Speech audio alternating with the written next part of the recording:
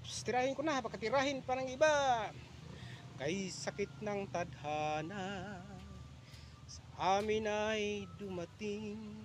Nagpapahayag lamang ng aming hinaing. Ginamit ang batas laban sa amin. Gayong silang dapat singilin. Sila'y wala ng konsensya. Meron pa bang batas para sa mahihirap?